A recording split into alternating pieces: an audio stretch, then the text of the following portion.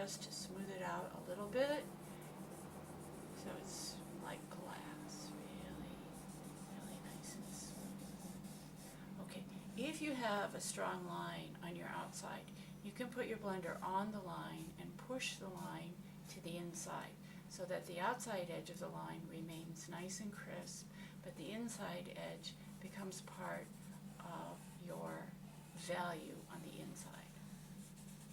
This helps to create the three-dimensional effect because we're losing the lines. Okay, so let's talk about the pear. The pear is yellow. This light is shining very brightly on the pear, making the yellow part very bright. And then back here, where the light is not hitting the pear, it's a darker yellow. And this is what we call, even though it's yellow, it still has a light and it has a shadow. So the light is bright, the shadow is dark. Now, sometimes it's hard to see this shadow because it's a round object. So in order to see the shadow, you have to squint your eyes. So you barely close your eyes like you're falling asleep, and you look through your eyelashes.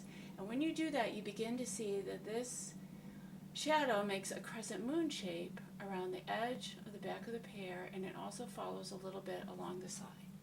So when I squint my eyes, I see that kind of the shadow comes along here and gets a little fuzzy, and then it picks up again right in here. So the shadow is going to go in here. Now, is this shadow like the bottle in the back or the second bottle? I would say it's more like the bottle in the back. So I'm going to put a bit of charcoal on here, not too much, so that when I blend it together, it comes out medium value.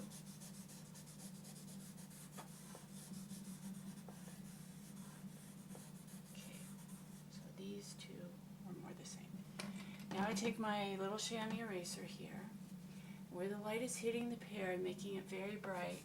I'm going to erase the charcoal on my paper so that my pear also looks nice and bright. Even though it's not yellow, it's still bright. Now, by doing that, I've created this distinct edge between the shadow and the light. But up here on the pear, because it's round, this edge is kind of lost and indistinct.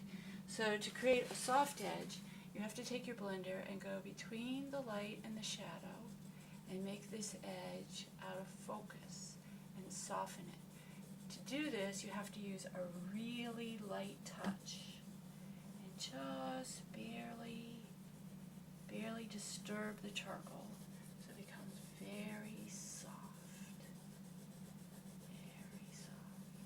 So soft that it changes from light to shadow and you can't even see it. Try and get this really to show roundness and softness go together. The round edge is very soft. Okay, so and then we have this stem right in here. And the stem has a little shadow on it as well. There's a bit of shadow under here. Now, when I look at the shadow has sometimes two values. If you read drawing books, they talk about this all the time, the shadow and the core shadow. So you see how up here next to the light, it is a little darker than it is in here because all this reflected light is coming in. So to create the ultimate 3D effect, we shade this in with a little bit extra darkness over here by the light. Now the trick is, this has to be soft because it's round. So we have to blend it without losing it. So again, a light touch is really, really, really important to create this effect. All right. So the next thing, after we do values, lights and darks, is we're going to do highlights. So where you see the light is hitting very strongly on your bottles and it's making this white glare, this is the highlights. So there's also some green glare in there, and that's a reflection of the bottle. So it's your artistic decision. You can put that in or leave it out, but we definitely need to put the #1 strong white highlights in. So a kneaded eraser is great because you can stretch it, fold it, mold it into a little point. And right here seems to be my brightest highlight. So I'm going to aim for that, and then I'm going to twist and press here and get a nice white glare. I'm going to fold it over, and I see where the bottle, the body, and the neck come together as a highlight. And I can see there's another little highlight up here, small ones. And this bottle, I see that as a strong highlight here, and then it kind of fades down a little bit. And in the neck, there seems to be kind of a strong highlight. It goes right along the top here. All right. Now in the pear, I can see some glare here in the center of the pear, but because we've used the chamois, it's not really going to show up so well. I'm still going to put it in. And then, of course, the edge of the stem has a bit of a highlight on it. All right. Now these green things, you can put them in or leave them out. If you put them in, they can't be as bright as your number 1 highlights. So they have to go in very subliminal, just a little bit.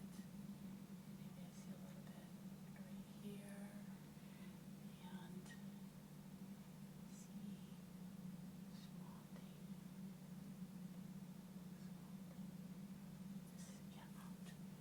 Okay, so let's talk about cast shadow. You can see all these like weird cast shadows on the back. We're going to ignore those for today and just talk about the one in the front here by the pear. So when you look at your cast shadow, you see how it's very dark under the object, and then as it goes away from the object, it becomes lighter and lighter. And the edge is very sharp, and then it becomes softer and softer, so 2 things are happening at once. So when I put this in, I make it very dark under the object. Then it's going to fade away back here. Next to the object is very black. Then as it moves away, it becomes softer and softer and lighter and lighter. So then I start with my blender, let this fade into the paper. I soften the back side so it lays down. I do it so it goes from dark to light, sharp, gradually gets softer and softer as it fades away. Now, take my paper towel, smooth out the background, get rid of all the fingerprints. I can add a bit of a detail up here at the top where this bottle has a little bit of personality. A little wider, a little bit of refinement here. These lines seem to kind of stick out, so once you put your blender and just go right over them, they become part of the drawing.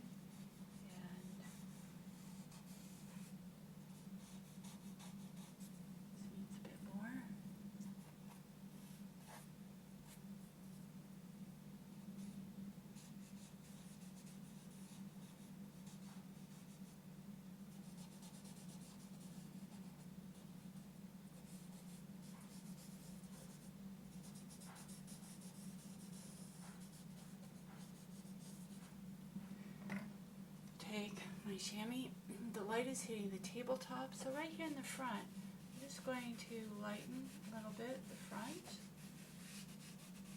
we have a little tabletop, and then the back gray becomes the background. Time to spray. Oh, and don't forget to sign your name. Thanks.